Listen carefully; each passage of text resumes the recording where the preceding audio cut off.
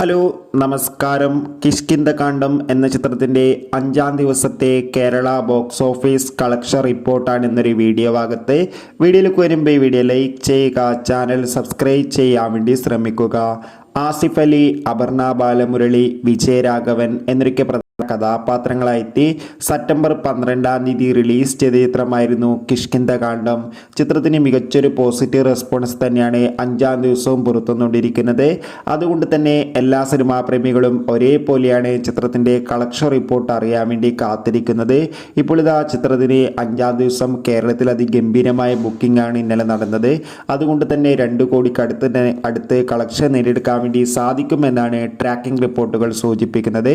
എന്തായാലും കിഷ്കിന്ധകാണ്ഡം എന്ന ചിത്രത്തിൻ്റെ കൂടുതൽ ബോക്സ് ഓഫീസ് കളക്ഷൻ റിപ്പോർട്ട് അറിയാൻ വേണ്ടി കാത്തിരിക്കാം.